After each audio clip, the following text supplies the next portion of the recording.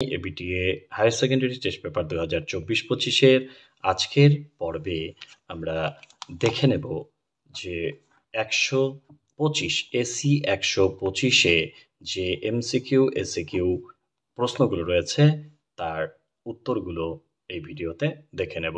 যদি তোমরা চ্যানেলটিতে নতুন হয়ে থাকো অবশ্যই চ্যানেলটিকে সাবস্ক্রাইব করো, ভিডিওটি ভালো লাগলে অবশ্যই বন্ধুদের সাথে শেয়ার করো, লাইক কমেন্ট করো।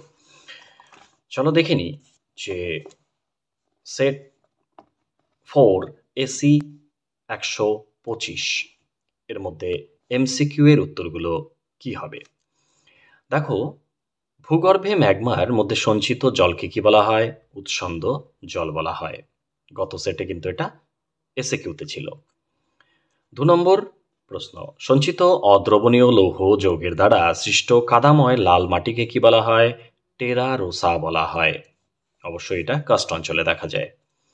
3 নম্বর, তরঙ্গের আঘাতে উপকূল প্রান্তে সৃষ্ট খাড়া তলকে বলা হয় সমুদ্র ভৃগু।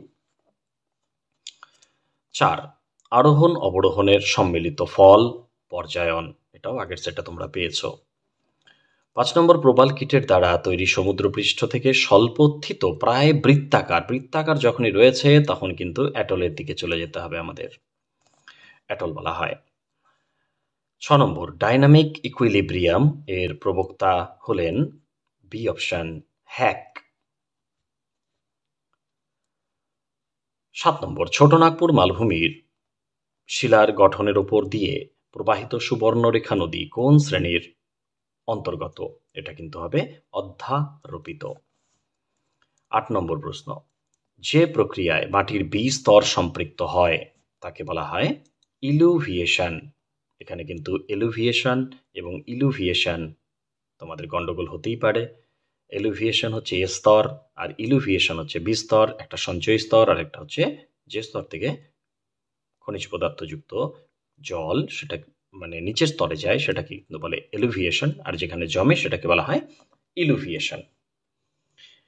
তাহলে 9 নম্বর প্রশ্ন দেখে নেব, মাটির ইউএসডিএ শ্রেণীবিভাগের প্রবক্তাকে। এখানে দেখো কফে, মারবাট, বলদুইন, কোপেন এরা প্রত্যেকের যে অপশনগুলো দেওয়া রয়েছে এটা কিন্তু একটাও সঠিক অ্যান্সার নয়। এটার অ্যাকচুয়াল উত্তর কিন্তু স্মিথ ও থ্রপ। যদি এই অপশন না থাকে যে কোনোটা দিলেই হয়তো তোমরা নম্বর পেয়ে যাবে। 10 নম্বর প্রশ্ন, আন্তর্জাতিক ওজোন স্তর সুরক্ষা দিবস কবে পালিত হয়? 16ই সেপ্টেম্বর আন্তর্জাতিক ওজোন স্তর সুরক্ষা দিবস পালিত হয়। 11 নম্বর প্রশ্ন, কানহা জাতীয় উদ্যান কোথায় অবস্থিত? মধ্যপ্রদেশে অবস্থিত।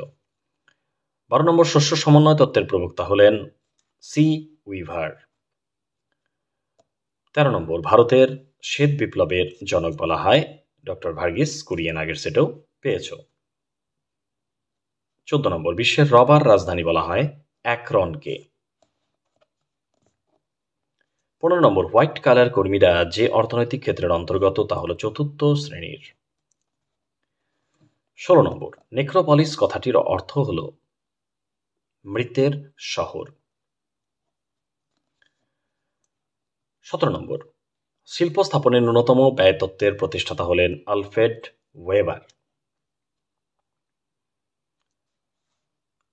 18 নম্বর, মিলেট জাতীয় শস্য যে কৃষি পদ্ধতির প্রধান ফসল তা হল শুষ্ক কৃষি, কারণ তোমরা জানো মরু অঞ্চলে মিলেট চাষ হয়, সেটা অবশ্যই শুষ্ক কৃষির অন্তর্গত। ভারতের একটি ধসপ্রবণ রাজ্য হল হিমাচল প্রদেশ। 20 নম্বর, ভারতের জীববৈচিত্র্যের একটি হটস্পট হল পশ্চিমঘাট পর্বতের বৃষ্টি অরণ্য অঞ্চল। 21 নম্বর, লাস্ট প্রশ্ন, পাদ সমতলীকরণ মতবাদটি প্রথম অবতারণা করেন William Davis, Walter Penck, Hack, LC King. অবশ্যই উত্তর ডি অপশন হবে এলসি কিং।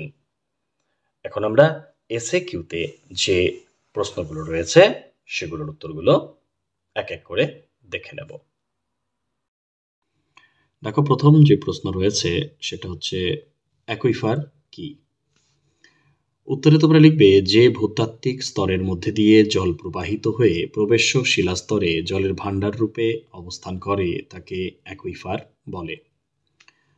অথবার প্রশ্ন রয়েছে পুরোদেশীয় বাঁধ কাকে বলে?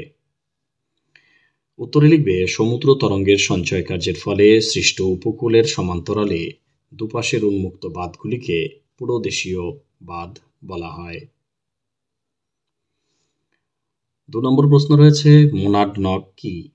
উত্তরে লিখবে স্বাভাবিক ক্ষয়চক্রের বার্ধক্য পর্যায়ে সমপ্রায় ভূমির ওপর অপেক্ষাকৃত কঠিন শিলায় গঠিত স্বল্প উঁচু ঢিবির মতো অবশিষ্ট পাহাড়গুলিকে মোনাডনক বলে। অথবার প্রশ্নে রয়েছে নিক বিন্দু বলতে কি বোঝো? উত্তরে লিখবে পুনর্যৌবন লাভের ফলে সৃষ্ট নদীর নূতন ও পুরনো উপত্যকার মধ্যবর্তী বিন্দুকে নিক বিন্দু বলে। 3 নম্বর প্রশ্ন হিউমিফিকেশন কাকে বলে? উত্তরে লিখবে উদ্ভিদ ও প্রাণী জাতীয় পদার্থের জীবাণু দ্বারা বিয়োজিত হয়ে মাটিতে হিউমাস সৃষ্টির প্রক্রিয়াকে হিউমিফিকেশন বলে। 4 নম্বর প্রশ্ন শারীরবৃত্তীয় শুষ্ক মৃত্তিকা কাকে বলে? এর আগের সেটও কিন্তু ছিল।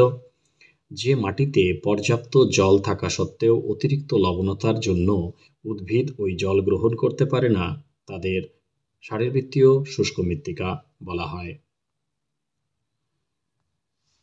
5 নম্বর প্রশ্ন 4 o'clock রেইন কি? উত্তরে লিখবে নিরক্ষীয় অঞ্চলে প্রতিদিন বিকেল 4টার সময় পরিচলন বৃষ্টিপাত হয়, তাই নিরক্ষীয় অঞ্চলের পরিচলন বৃষ্টিপাতকে 4 o'clock রেইন বলা হয়। 6 নম্বর প্রশ্ন মোনেক্স কথার অর্থ কি? উত্তরে লিখবে মোনেক্স কথাটির পুরো অর্থ হচ্ছে মনসুন ইন্ডেক্স। মৌসুমী বায়ুর গবেষণা সংক্রান্ত কর্মসূচি হল মোনেক্স। নদী মঞ্চ কাকে বলে? 7 নম্বর প্রশ্ন উত্তরে লিখবে পুনর্যৌবন লাভের ফলে নদী উলম্বভাবে নিচে বসে গেলে নদীর দুপাশের উপত্যকা মঞ্চের আকারে অবস্থান করলে তাকে নদী মঞ্চ বলে। 8 নম্বর প্রশ্ন গামা বৈচিত্র্য কি? উত্তরে লিখবে একটি বড় ভৌগোলিক পরিবেশের পৃথক বাস্তুতন্ত্রের মধ্যে জীবগোষ্ঠীর সামগ্রিক বৈচিত্র্যকে গামা বৈচিত্র্য বলে। অথবা প্রশ্নে রয়েছে বহিঃক্ষেত্রীয় জীব সংরক্ষণ কি, অর্থাৎ এক্স সিটু সংরক্ষণ কি?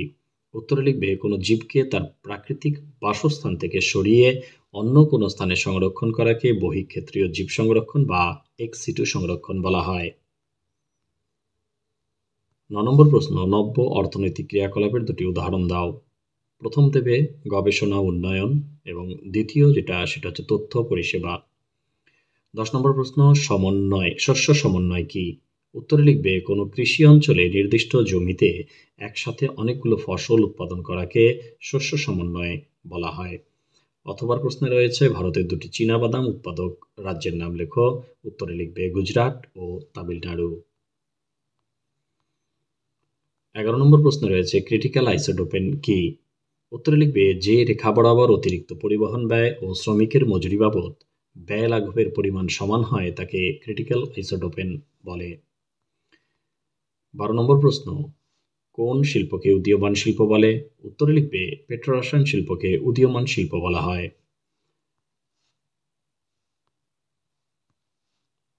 13 নম্বর প্রশ্ন কার্যকরী জমির অনুপাত বলতে কি বোঝো?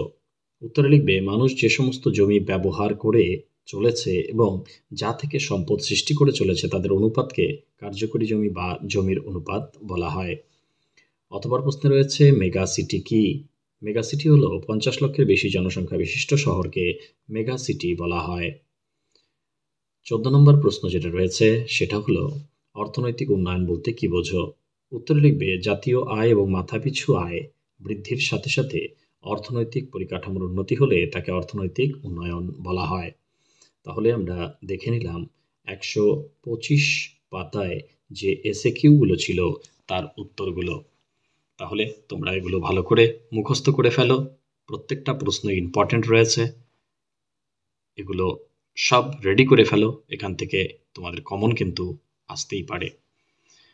তাহলে চ্যানেলটিতে নতুন হয়ে থাকলে অবশ্যই সাবস্ক্রাইব করে দিও। যদি ভিডিওটি ভালো লাগে বন্ধুদের সাথে শেয়ার করতে ভুলো না। পরবর্তী ভিডিও পেতে অবশ্যই বেল আইকনটি প্রেস করে রেখো। ভালো থেকো সবাই, ধন্যবাদ।